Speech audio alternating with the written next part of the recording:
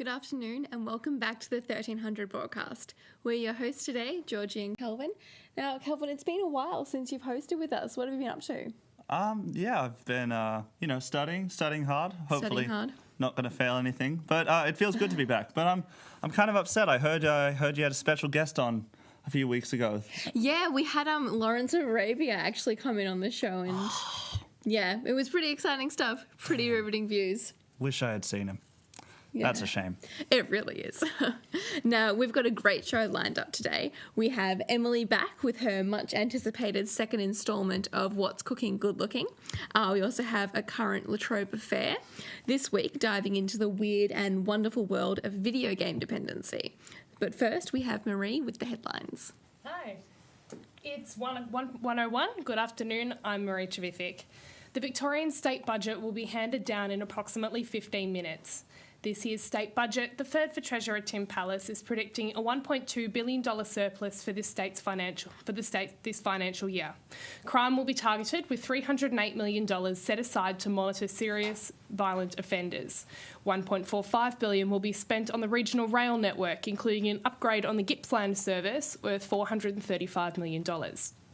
$100 million has been set aside for planning and early work on the North East Link, which will connect the Eastern Freeway with the Greensboro Ring Road. We will give you more details on budget announcements as they come to hand. Australia's largest dairy processor, Murray Goulburn, will close manufacturing facilities in Victoria and Tasmania.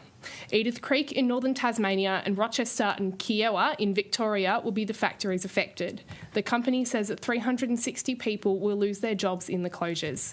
Murray Goulburn attributed the closures to a 20.6% slump in milk supplies and a 14.8% drop in revenue.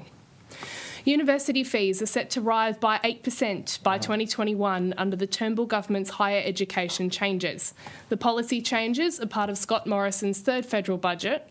We'll also see students begin to pay back their HECS debt when their income levels reach $42,000, down from the current level of around $55,000. Universities will also be hit with cuts to funding, which will save the budget $2.8 billion over the next 4 years. The National Union of Students is unhappy with these announcements and have announced nationwide protests for May 17 against these new policies. The policies are expected to feature during the Treasurer's budget speech on May 9. The federal government will be funding Sydney's second airport at Badgerys Creek. This follows Sydney Airport's decision to not build the new airport, saying that it would be too much of a financial risk for their investors.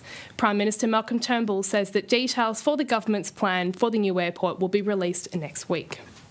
A toddler has been killed in a car accident at a home northwest of Ballarat. The boy was playing outside a shed on the farming property in Wowbra when he was struck by the car driven by his father. Police believe the vehicle was reversing when the toddler walked in its path. Paramedics and an air ambulance were dispatched to the scene, however the boy died at the scene. The investigation is ongoing. A Melbourne high school has called in police after a student was caught with the drug ketamine. Moonshine Girls Secondary College has suspended 2 students following the incident at their VCE ball on Friday night. Ketamine is a horse tranquilizer, which is also used as a party drug. Principal Linda Brown has confirmed the suspension of 2 students. It is not known whether any other students were involved. A 22-year-old Adelaide woman has been arrested in Colombia after 5.8 kilograms of cocaine were found in her luggage. Cassandra Sainsbury was detained on April 11 in Bottega on her way back to Australia. The drugs were allegedly found inside 15 pairs of headphones she had purchased for friends and family a few days before her departure. Ms Sainsbury is being held at El Buen Pastor Women's Prison, the largest women's prison in Colombia. And now to Melbourne's weather. Currently in Melbourne, it is 15 degrees with a shower or 2 forecast for the remainder of the day. Wednesday, 16 with a possible shower. Thursday, 17 and sunny. Friday, 20 and partly cloudy. This has been Marie Trevithick for Latrobe Live. Thanks, Marie. We look forward to hearing more about the budget later on in the show. This is the 1300 broadcast. The time is 1:05 p.m. We broadcast live every Tuesday at 1 p.m. and you can follow the show on Twitter at 13_100 for updates on the week's stories. You can also catch replays of the show on the big screen in the Agora or online at upstart.net.au. So, Georgie, how was your Easter break? My Easter break was pretty good. I actually crashed my friend's Greek Easter, so that was an experience. What did you get up to? I went away into the woods for a week and went camping. Nice. Enjoy yourself? Yeah. Fantastic. Any highlights? Many. Yeah. But too many to list. Too many to list. Fantastic. All right. Following the success of the King's Cross Medically Supervised Injection Centre in Sydney, Sex Party leader Fiona Patten is pushing to have an 18-month trial centre set up in Richmond. With us, we have Jacob and Timothy in the studio. Can you guys tell us a bit more about this? Yeah, sure. So basically, these safe injection spaces are a place where people who are having issues with drug usage can go and receive rehabilitation help, as well as use in a supervised environment with clean needles provided to help lessen the amount of used needles in between people using and help minimise disease spread. It's run by Uniting, the Uniting Church, as a different branch, and it's like a services and advocacy arm, which is stationed around New South Wales and ACT. So the centre aims to welcome users into a non-judgmental environment to help people get past this stage in their life by focusing on the reduction of negative consequences of drug use on a person's health and well-being. Yeah. And the potential one in Richmond that's currently being talked about in Parliament, headed by Sex Party leader Fiona Patten, has been pushed forward. And Premier Daniel Andrews has said that the amount of drug usage around Melbourne and specifically Richmond is a big problem. But he's looking at other alternative ways to help fight the issue, saying that it's not probably the right avenue to go down. So alternatives to this is what he's saying. So he's not a big fan of it. No, well, I mean, it seems like it could be controversial. I mean, it could rustle some feathers, there's definitely a lot of opinions for and against it and everything. Absolutely. Yeah. So we actually asked the public to see what they thought about that. I think that the supervised injection facilities in Sydney are a really good idea, and they sound like they'll really help people who have a serious issue with drug addiction. I think their safe injecting spaces are a good idea because people are going to do it regardless, so they may as well have somewhere safe to do it. All right, well, I'm kind of in a split. I kind of split between two kind of arguments, I guess I could put it. One, I'm like, yes, they are safe. People's lives matter more than just simple laws and things like that. Yeah, we can keep our law and order and things, but in the end, it's more about people's lives in this case, right? But on the other side, it's like, well, are we really protecting people, not just the people who take the drugs, but are we protecting people outside of that? You know, just the everyday citizen. If we encourage drugs in general or provide a safer way to use, are we really protecting those who won't use it, you know? I think the safe injection space could potentially be good, but will have heaps of negative impact on the general public. What sort of negative impact do you mean by that?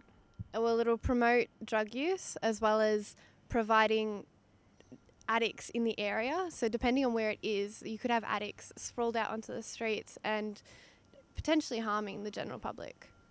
I think that they provide a safe space for people to inject heroin or whatever else they may be doing in an environment where they're not using dirty needles, that they're not doing it on the street in front of families and children. They're not disrupting their community. They're in an environment where if something happens to them, they can be looked after and protected, and they're an environment where they can get any care that they need. I feel like in this case we need to have very strict regulations. I'm all for bringing them into Melbourne, but they need to be very strict. They need to have certain rules in place. For example, you can't just take it and then just walk out because, one, that's dangerous for the general public. Two, that's dangerous for the person who just took it. So the public seems pretty split about this. What do you think some disadvantages or advantages of this might be? Tim? Well, I think it could potentially have some advantages. I think we all would remember on the news back in January with the overdoses on Chapel Street. A couple of days beforehand, I'd actually had been out and I was waiting for a tram to head back into the city, and I met a guy and he had offered me some stuff and that I don't know. But I was like, a couple of days later when that had all happened, he was the one who had sold the bad stuff to all those people. He was the distributor. Yeah. Right. As well as being at other events like Subculture, I've seen many people, like it was one of the events and you're always seeing someone being treated by like medical or like being like taken away by police, and it was very confronting. And I think an advantage would be by having this safe space and by having people be able to go to these places, they can be treated right away and not be afraid of being convicted.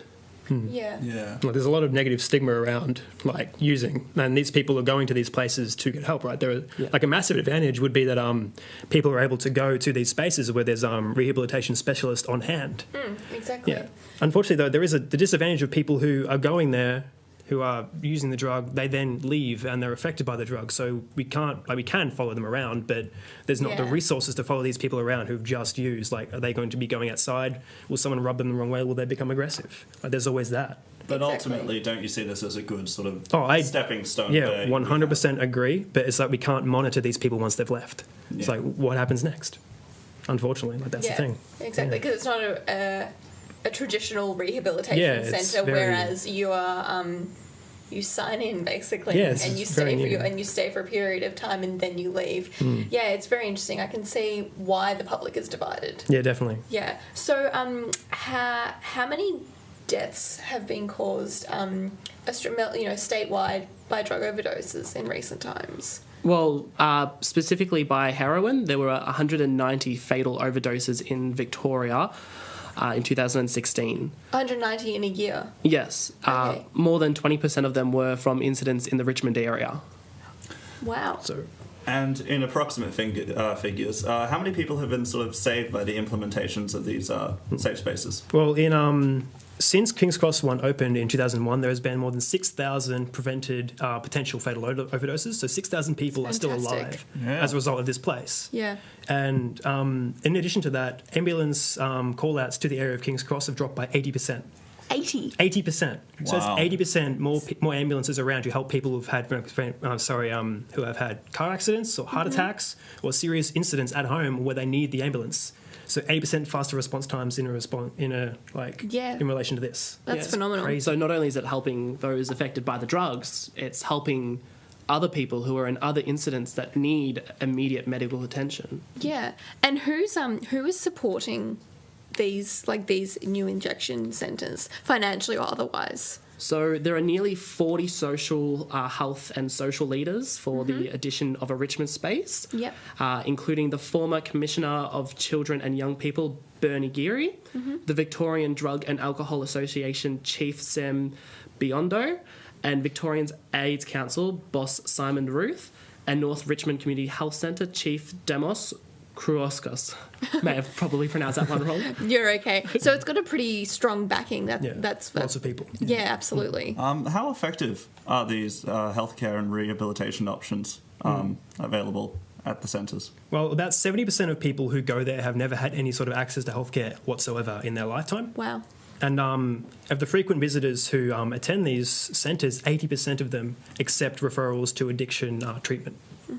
So 80% of people who go there are pretty much picking up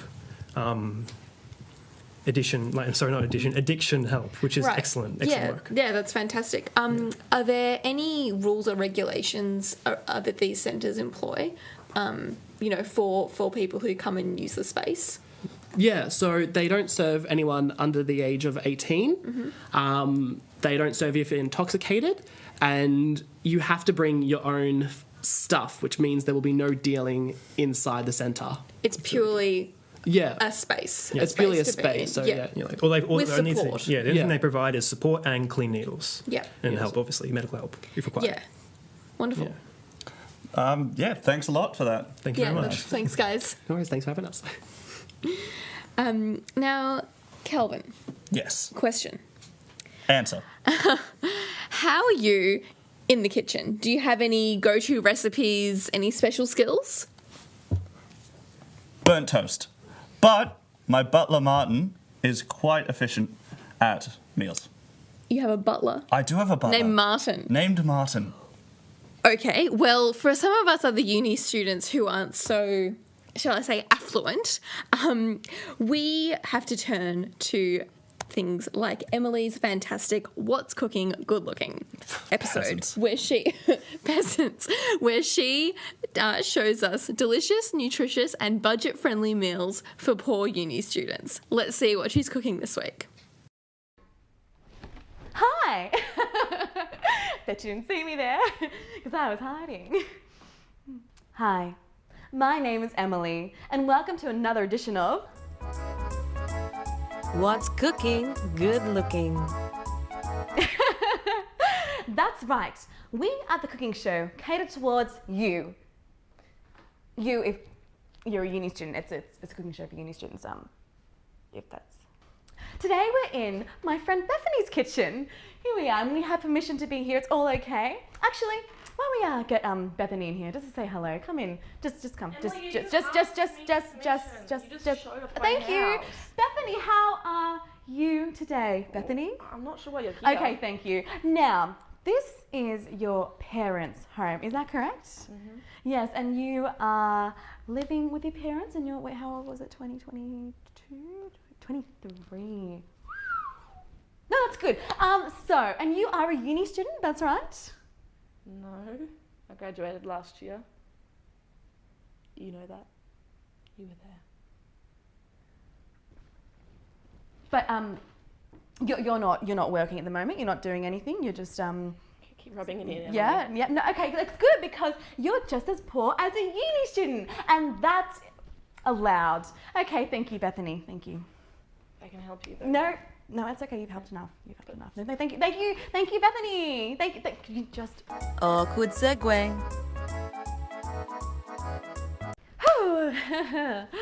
sorry about that. Wow, just look at this beautiful kitchen we've got to work in today. It's not really a uni student's kitchen. It's pretty expensive. But the show is all about doing what you can with what you got. And that's really important. Even if what you've got is quite a lot. And now for What's Inside Your Cupboard. We are going to go and peruse inside our friend's cupboard. Now I'm particularly excited because I always want to know what rich people eat. Let's have a look. Oh, wow. Oh my God. You can walk in here. Oh my goodness. Holy crap.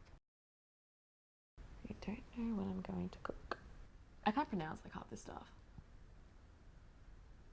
There's a leaf in this. Okay.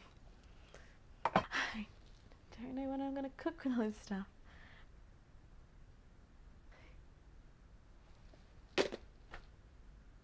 Time to cook.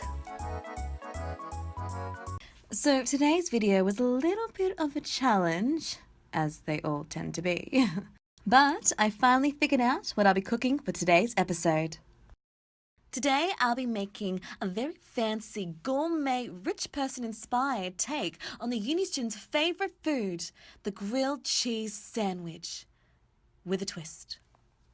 For ingredients today, I'll be using a loaf of ciabatta bread, the heart of an artichoke, jarred, some fresh goat curd, which I think is either a cheese or a cream. I'm not sure, but it unsettles me. Some fruity corn paste, some Swiss cheese with the holes in it, because apparently cheese is more delicious when you have less of it. Some green olives that smell like Satan's armpit. Some little baby cocktail onions, because you know what goes great with a martini? Crying. So let's start with our ciabatta bread. Put it on a breadboard, like so. Now grab a bread knife and slice the slices that you want. Now, typically I buy bread that's already pre-sliced, but I recommend slicing in the middle. That way you get the biggest piece. Now, seeing as this is quite boring to watch and you get the point, I'm going to use movie magic. Wow, the bread is already sliced.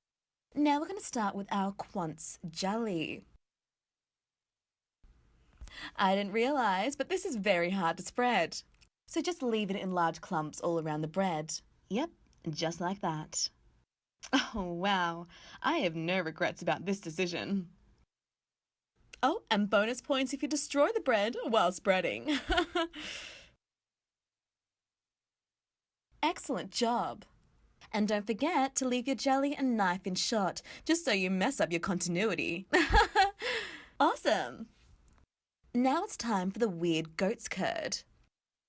This is very easy to spread and doesn't answer my question whether it's cheese or cream. And if you're clever like me, you can use it as glue to attach the pieces of bread back together. Wow, that looks so yummy. Now add our holy cheeses, the hearts of artichokes, add the olives of Satan's armpit. I'm hoping it's like cheese and the strong smell indicates it's good to eat and not like expired. And finally, we add our cocktail onions. Now combine the 2 slices and put it in the sandwich press. And leave it there until you hear the screams of melted cheese.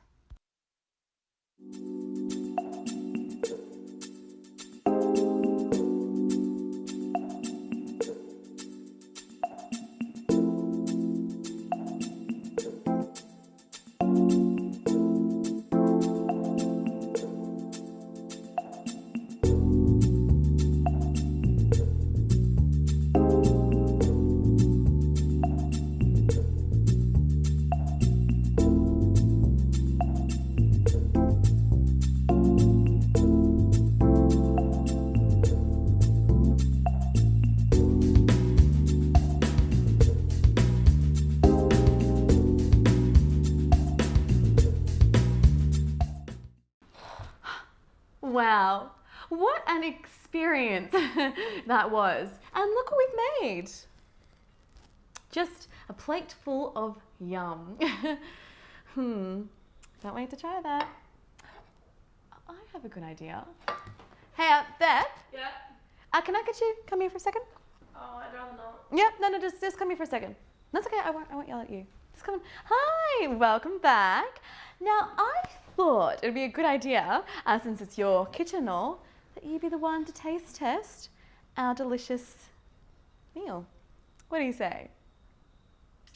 Is there any onions in it? No, I don't think there's any onions in it, no. Fairly sure I didn't use any onions. Okay. Yeah, awesome. Have a go. Just grab a slice. Yeah, just like that. Oh yeah, there's a lot of deliciousness in that. Oh, it's the quince jelly. I would advise not to smell it first. I think you just eat it. Yeah.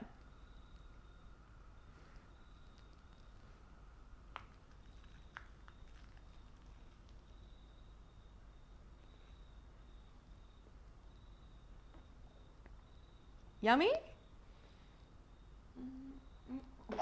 Oh, okay. Oh yeah, so there might have been some onions in it. Yeah. Like little cocktail ones. Yeah. Wow. Obviously it was just because of the onions that she didn't like that. No, just to prove her wrong, I'm gonna try some too.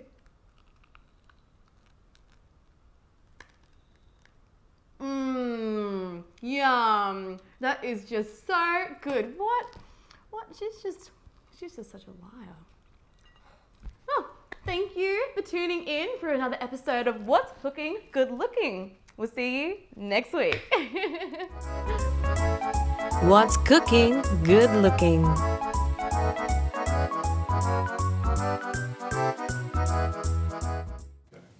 Wow, I didn't know a toasted sandwich could be quite so gourmet. I think Em should give your butler Martin a lesson or two. Right. Now, are you not entertained? Well, we have more entertainment in the form of Meg's Minute. This week, Meg meandered over to the movies and caught up with Guardians of the Galaxy 2. Meg, tell us all about it, please.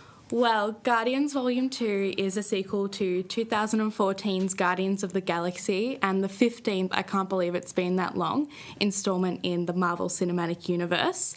Again, written and directed by James Gunn, Guardians 2 follows a ragtag team of misfits as they travel throughout space to save the universe. In Volume 2, Star-Lord, played by Chris Pratt, and the gang are threatened by Aisha, leader of the Sovereign race, to be destroyed. While fighting the Sovereigns, Star-Lord discovers his father is the mysterious Ego, the Living Planet, played by Kurt Russell. Chris Pratt as Peter Quill / Star-Lord has such a charm and comedic charisma that was just showcased really well, but he was also able to stretch out his acting with some dramatic moments. Standouts include Dave Bautista really accelerating his role as the completely literal Drax.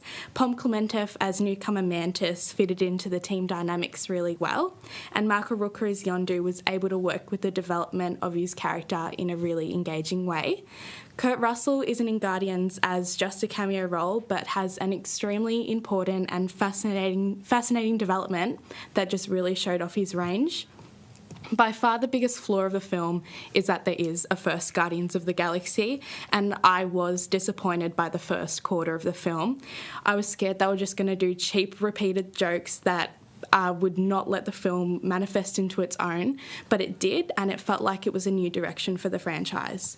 Although Guardians' comedic moments are built around the group sparring and quipping off each other, the Guardians are split up for a large portion of the film, and this is where I kind of lost the rose-coloured glasses of the film's humour, and it exposed how flat the story can be when focusing on individual characters without the dynamics. But don't get me wrong, Volume 2 isn't without its perks either. One thing that has always annoyed me about Marvel films is that their villains are completely disposable. But not to give anything away, but it was refreshing to see a villain that made a significant impact on the story and the storyline as well as character development.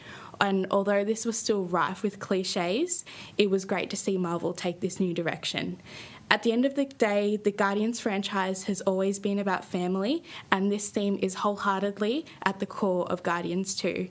It's full of heart, beautiful to watch with amazing CGI and scenery, and I must say it is a great step up with cinematography from the first film, and it's still hilarious, although in a different way from the first, which definitely has its pros and cons.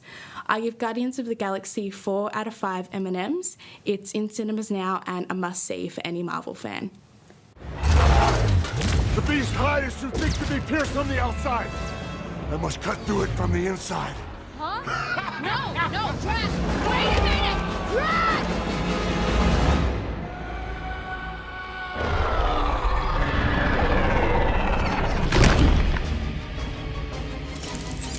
What is he doing? He said the skin is too thick to be pierced from the outside, so That doesn't make any sense. I tried telling Skin him is that! the same level of thickness from the inside as from the outside. I realize that! Well, that looks absolutely awesome. And continuing with Em and Meg, we'll be discussing film classifications. Hey guys, what's up? Em, welcome back. Thank you. It's good to be back. Good to see you. So guys, film classifications. Yay, nay, petticoat government, like too lenient, too stringent, what is it? What I really wanted to talk about is how there is a lot of things that seem to be getting away with, especially with the age of online streaming, particularly with Netflix, and how easily accessible a lot of content is to probably a younger audience. Yeah. And probably the main one is 13 Reasons Why, which has caused a lot of controversy. Yeah. And it's recently put forward that New Zealand has made it where people under the age of 18 cannot watch it alone without a parent or guardian, and it's known as RP18, which is like the first of its kind. There hasn't been a classification like it. Yeah, so what does RP, is that an acronym? Yeah, it's just like, it's our version of like R18+. Oh, okay. But anyone below. It's kind of like a mixture between MA 15+ and R. So it's kind of that sweet spot in the middle where it's still mature content, but you still need parental guidance to Yeah. see it. Because 13 Reasons Why seems like it is catered towards a younger crowd, I guess, just because I guess, well, the actors are quite young, but it does have the high school kind of feel to it, but it is such a heavy subject Well, matter. I guess the high school is, it's central to the storyline. So, I mean, how else are you going to, you're going to mainly appeal to people experiencing, going through the high school experience. My little brother, actually, my parents got an email from his school saying that they send that to every parent's email, saying they highly recommend that the children don't watch 13 Reasons Why. But I mean, I'm not sure if I agree with that or not because, but yeah, it's causing a lot of controversy. Yeah. When I first finished it, because I just pretty much binge watched it. Yeah. When I started it, I thought it was going to be like, oh, is this like another Pretty Little Liars where like, oh, the girl's missing, is she not? Is it going to be like my guilty teen drama? addiction? Yeah, not even sorry. But then it turned into something that was extremely dark, and there were things that I personally skipped over because I didn't want to watch. And at the start of, I think it was the last 2 episodes, there was a warning about certain scenes that would happen. Well, they did have a warning. Yeah, it did. But it wasn't enough to prepare me because it was very vague, and I was expecting something else, but it really shook me and like took me by surprise. Yeah. And I think as well with the 13 Reasons Why, and something that I know I felt personally when I watched it, is that it does hit home for a lot of people, and it really strongly shows that feeling of isolation that you can feel in high school, and it's something that a lot of young people are dealing with at the moment. And so it is a question whether watching this and being able to relate to it and understanding that this is something that other people are experiencing is a positive, or if it's a negative in that it does sort of go into the worst case scenario of the situation. I guess because obviously the intent, I would say, is to raise awareness. That would be one of the intent behind the show. But as you said, the knock-on effects of that. That's the one reason that I've avoided watching it is because, stuff that went on in high school, and I was like, I don't need that hammered home. I'm okay. I'm fine. I need to remember. Yeah, exactly. Fun fact about the themes in that series: the crew actually had to have therapy dogs come onto the set. Oh wow! Yep. Oh really? Yeah. So those puppies or any dogs that come in and like make you happy. Yeah, because the themes are so confronting that even the actors need that. Yeah. But at the same time, they got to see dogs. I was going to say win-win. Absolutely. And any other shows that we're a bit dubious about why they've been given a certain rating? This might be a bit of a silly one, but the 2008 film Wild Child with Emma Roberts, it's a very like our generation kids film. I think I watched it 50 times that year. So good. Oh, Alex Pettifer. That with what else came out in 2008? Angus Thongs and Perfect Snogging. Especially with Wild Child, it's always stuck in my head ever since I first saw it, is that the first word in this children's film is the S word. And I'm like, why do you need to swear for a kids' film? I don't understand. And also to open the movie. Exactly. Because for a teenage film, it could be cool. Yeah, but and it's interesting as well, with PG rating, you're actually allowed to have one F word in it to maintain that rating. I was about to say, I think I've seen some PG stuff where they say the F word. Yeah. And it's one. How bizarre is that? It's weird, because I know with my parents that they didn't mind, well, they did mind, but they didn't mind as much if I said the S word or the other words, but it was the F word that was the bad word. Yeah. And so if I was watching something that had the S word, my parents would be like, but if it was the F word, they would shut that off. Yeah. No, my parents. It's gotten I watch lots of movies. It's got quite lenient in modern sort of kids. Like I think in every Marvel movie, there's at least one middle finger joke, or but is that catered towards kids? The Marvel movies? I mean, it's probably for the adults, but at the same time, the kids are seeing it, and they'll go to the schoolyard and be like, "What's that?" Because going back to when I saw Guardians of the Galaxy Volume 2, they're known to have a lot of crass humour in it. Like kind of sexual jokes were... it surprised me how much there were, because they kind of stepped it up from the last film. Like, it was great. Obviously, I was in a theatre with adults and we were all laughing towards it. But there was also kids that were being exposed to this, and it's like some of the humour, it's like they're going to take that and think it's okay to say in like a playground environment. Yeah, exactly. And I think also because they think it's okay to say because the context around that humour can just go over your head. It's like, I can be like Star-Lord. I rewatched some of the stuff that I watched when I was little. I was like, this is funny, but not for the reasons I thought it was funny 5 years ago. Exactly. I've rewatched like Disney films, and they slip in a little adult joke here and there, and I'm like, that totally went over my head. I thought I was just laughing because the adults were laughing, but I did not understand that. Yeah, exactly. Well, I mean, I always go back to Shrek. I mean, Shrek. We have talked about this as well. It always comes back to Shrek. That is one of the funniest movies, and that humour I missed it completely. There is we talk about this, but I can't believe in the 80s there was a movie, some of you may have heard of it, Revenge of the Nerds, which was catered to young people, and I don't know how much I can say on stream, but it's incredible considering what it was catered to and how it was like heavily televised. There are things that, for a kids movie, just the 80s was wild, dude. Completely. Well, thank you guys so much for coming in. We appreciate it. Oh, pleasure. We'll see you guys next week. See you later. Bye. You're watching the 1300 broadcast. The time is 1:36 p.m. We broadcast live every Tuesday at 1. You can catch up on old episodes of the show at upstart.net.au or catch us on the big screen in the Agora throughout the week. Now, Georgie. Calvin. Question. Answer. You strike me as a video game fanatic. Would I be wrong there? Unless it's like Wii Tennis or what else did I play? Mario Karts. Then I'm hopeless. Absolutely hopeless. Well... Sorry to disappoint. Well, I'm not. In fact, you could say I'm quite dependent on it. Dependent on video games. Yes, it's a real problem and my family are threatening to leave. But it's all right because my Sims will never leave me. Your Sims family will never leave you. They'll always be with me. Oh, well, that's good to know. It is, isn't it? I guess. Well, I guess it's a good thing you're not alone, because in this week's instalment of A Current La Trobe Affair, they actually explore university students who have developed their own dependency on video games. So should we have a look? We should, yes.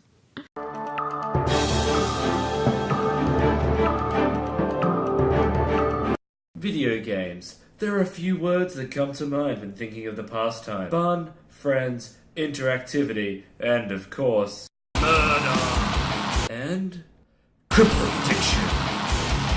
Resulting in failed grades. Video games are being touted in scientific communities as one of the main reasons students at La Trobe are failing. Some students become so violent due to video games that they are too busy committing crime to study, or some people become so addicted they're just playing their favourite games on end. We contacted a well-respected expert on the matter to give his thoughts. Gene Oswald, who is a first-year law student at La Trobe, specialising in occult law. I did plenty of research into this matter, watched a lot of YouTube videos, a lot of online research, but then I came across a gem that my father once told me, and it was, gee, my boy, video game addicts are just like drug addicts. Through no fault of anyone else's but their own, they get addicted with a little exposure. So he just said, Gene, we just need to ban video games, just like drugs. Young Polish mother of 3 students, Anna Kowal, is also dealing with her son's addiction to video games. Her youngest son, Anton, has become increasingly violent in recent years. 2 out of my 3 kids are useless. Anton has been such a violent young man lately.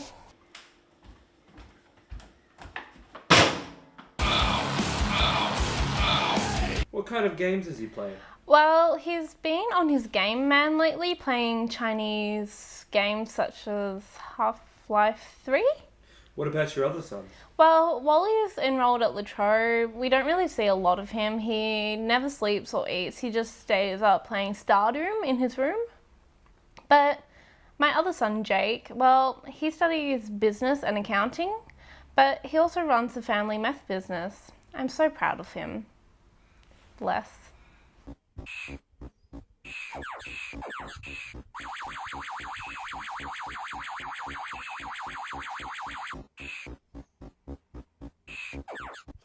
It is undeniable, the evidence against video games.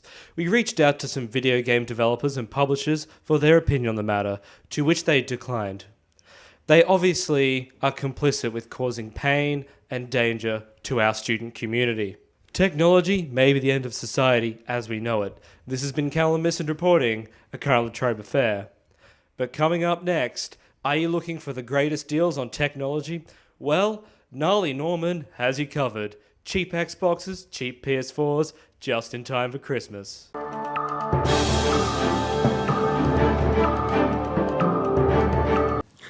So, Calvin, do you feel a bit less alone now that you know that there's an entire cohort of students who are also video game dependent? It eases the pain. It eases the pain. Fantastic. Good to know. You're not failing a subject, No. and your pain at video game dependency is eased. But I still It's a good day. I still missed Lawrence. You did. Now, in the studio, we have Marie back and Sheridan with her to talk for the weekly Please Explain segment. Still thinking about the video games. And the Sims family. Educating us on everything of a political nature. Will you tell us, has there been anything else about the budget lately? Well, I've currently got a feed in my ear at the moment, trying to get Committed to try and get journalist. all the up-to-date information. At the moment, the opposition's actually been moving all these motions to try and hold it. Right. And basically talking about the rorting stuff.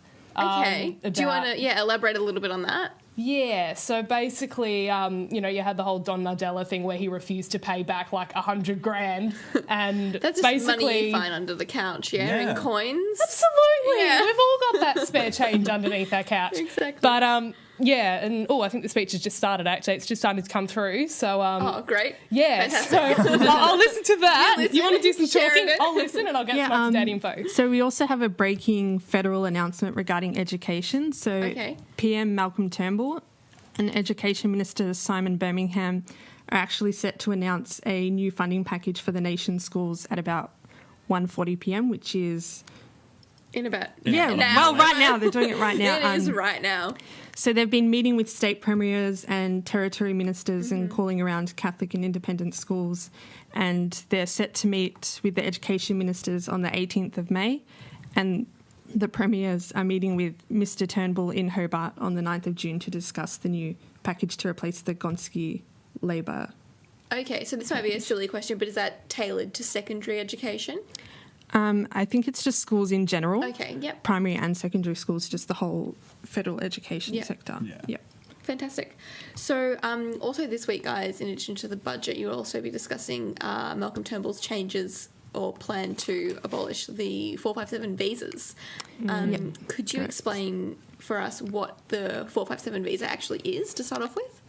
Well, so if you're a person from a foreign country and you want to come and work in Australia temporarily, the 457 visa is basically what you apply for.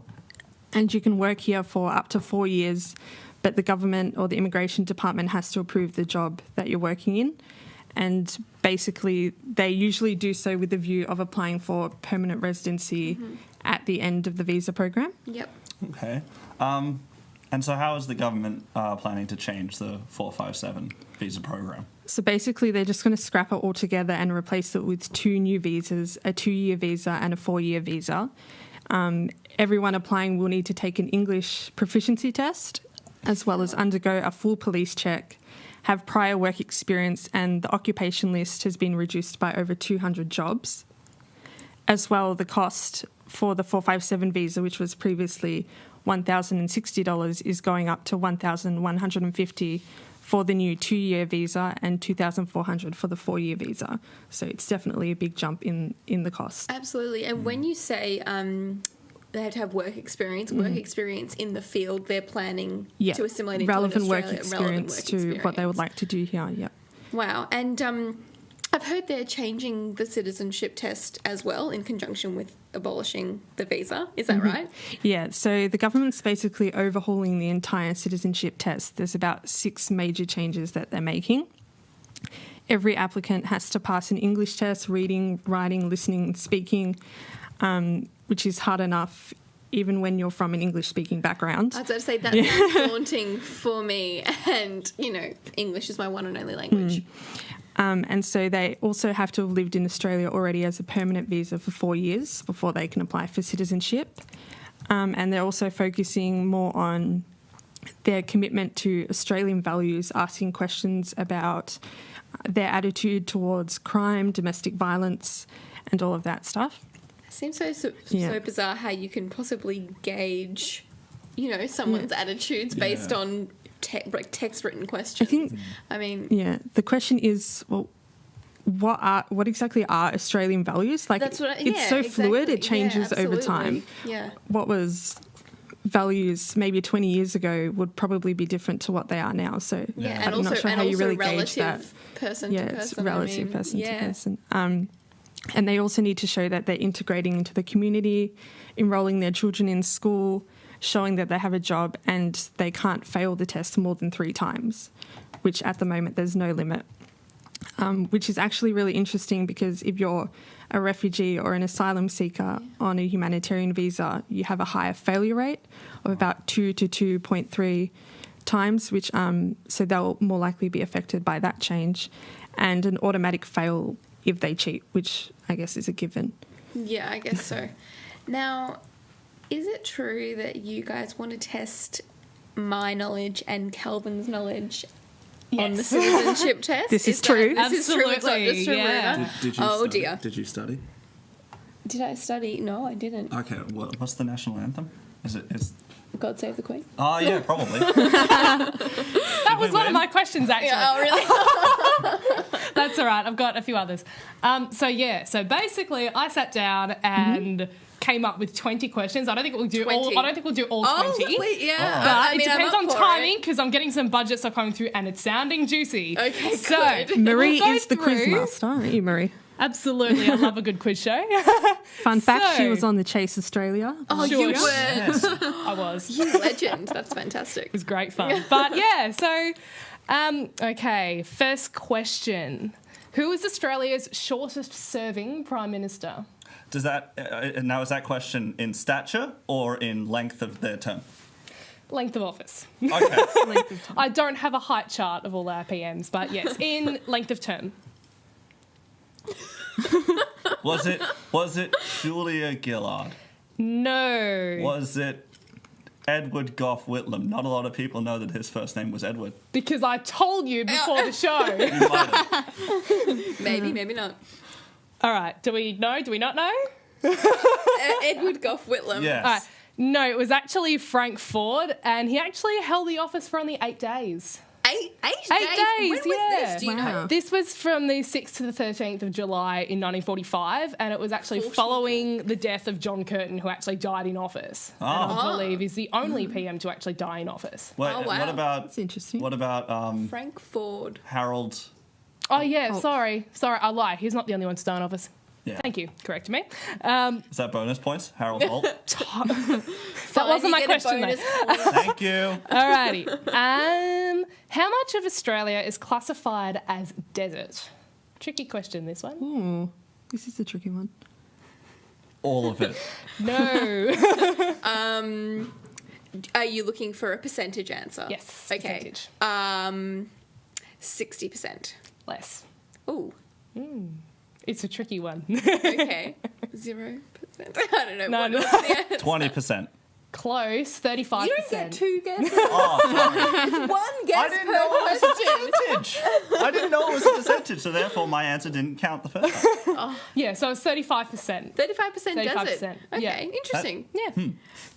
So we're failing. Yeah. Yeah. Just a bit. Yeah, I don't do Alrighty, well with hopefully failing. this one's a bit easier for you. Which 2 animals are on Australia's coat of arms? The kangaroo And the unicorn. and the emu. Correct. You are a stand-up And do you know why citizen, they're on Georgie. there? Because Do you know why they're on there? are they native to? Is it because they're native to Australia? There's that, but there's something else as well.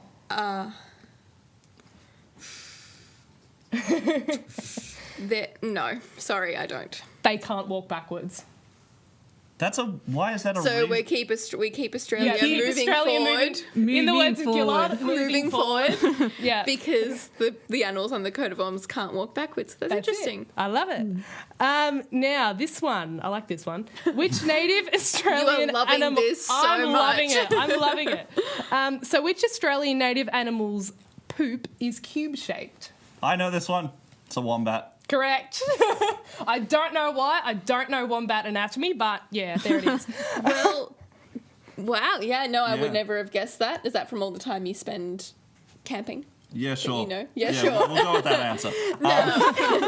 Well, okay, I think I've failed enough questions. I want to hear about the budget. Have you got anything for us? Yeah, so I do have a bit of info here. Juicy news.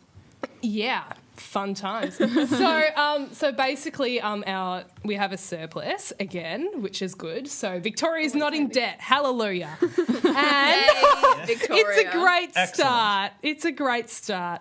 So he was predicting a $1.2 million budget or surplus. Sorry, however, and so that's the figure for this one, and it says that it's going to come to more than $9 billion over the next 4 years. So that That's sounds a pretty big good. saving. So more than pocket change. Pretty much. Yes. unless you're up in Turnbull. More than what you find under the couch. Mr. Harbourside Mansion. Absolutely. And we've got $1.45 billion being spent on the regional rail network, so upgrading all the regional lines, Okay. as well as an upgrade on the Gippsland service, which is quite big. So $435 million just for that line. So that's Is that on the quite a V big line? upgrade. Yeah. Yeah, okay. I think V-line. I took that. Ah. Earlier this year. I V-line. was in Mallacoota, which is in East Gippsland, so it's like right on the right. border of Victoria and Yeah. New South Wales. Yeah. Nice. Yeah, could do with an upgrade. V-lines are a lot of fun. Yeah. Nice trains. Always. Yeah. We've also got $1.9 billion going into family violence, so, measures against that, which is quite a big number, and I believe it is possibly the biggest number going into that. Okay, Which is fantastic. We've got $100 million going aside for Northeast Link. So planning and early work, so the drilling to work out where the tunnel's actually going to go. Because I've got 3 routes worked out. We just need to work out which one's the best. So all that testing will help. Yep. And obviously the Northeast Link will connect the Eastern Freeway and the Greensboro Ring Road. Okay. So basically connecting up all of our freeways across the city. But Marie, do these changes need to go through the Senate first? Yeah, obviously it will need to be passed. Now it's just so far, figures. because it's only just been delivered, there's not really any indications of, whether there'll be any major, major hurdles in order to pass it. But so we'll obviously that will come out over the next few days, whether there's any, whether the opposition are like, you can't do this, or, we entirely support the whole thing, which is unlikely. They did try to filibuster for, 30 minutes? Oh, yeah. I know, they did. There'll probably be some more juicy goss for the next show, I think. I think so, yeah. We discuss should the budget. unpack it all. Definitely. Yeah. Awesome, and that's what they've released so far. As far so as the budget goes. Yeah, so the speech is still going, and it'll probably go for about half an hour or so. So it's a long speech. But yeah, so all these announcements, and they'll be made, obviously there was some leaked beforehand as well, so they obviously tempt the public and, kind of be like, oh, we're going to do this in the budget. Yeah. So, they release some stuff early, but some of it they leave until the speech to release. And now, is there speculation as to what's potentially what more is going to be released?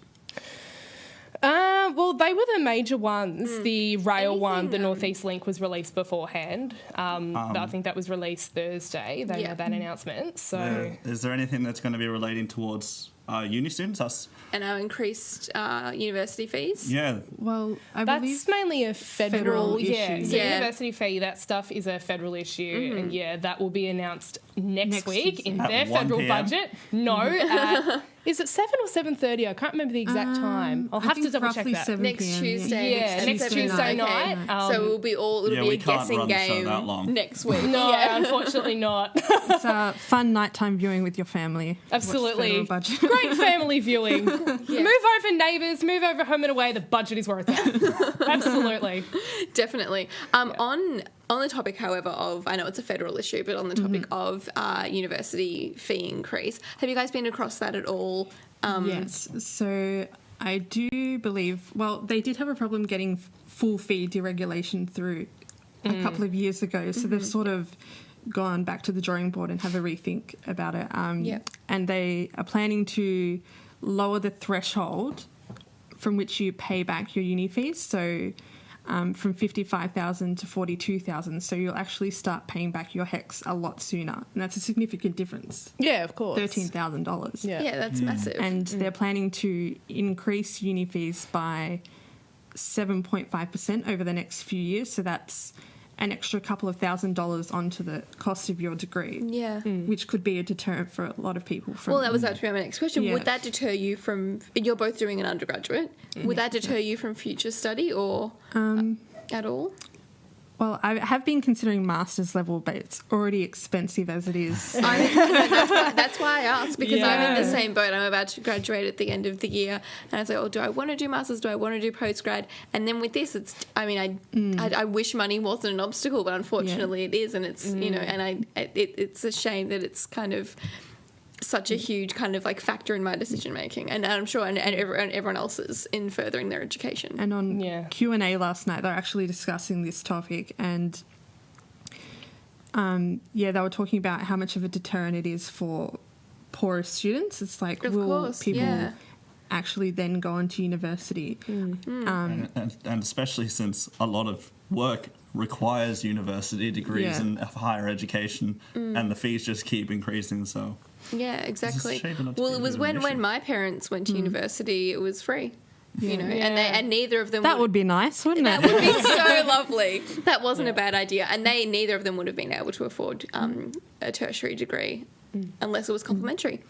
So, and in relation to student contributions towards education, we're actually one of the highest student contribution rates in OECD countries. I think we're about number 6. Oh, truly. So we already contribute a lot to, as students, to our education, and it's probably only going to go up even further. Yeah. Which is crazy. Yes, the National Union of Students are not happy. They released a media release last night. Oh, did they? Saying, there's going to be like nationwide protests against it. Well, I can imagine. Are they expecting large numbers? Is there a large garnering of response? I suspect so. Yes, I would think so. I suspect it will be an uprise. I reckon so, yeah. Absolutely. There's always a big turnout at their rallies and protests. So going by the footage I've seen on the interesting news before. to watch. Yeah, absolutely. Awesome. Well, we really look forward to hearing all about the federal budget next week. And see what on earth is happening with our postgraduate plans. Yeah. Thank you both. Thank you so much for coming in today, girls. We'll see you next week.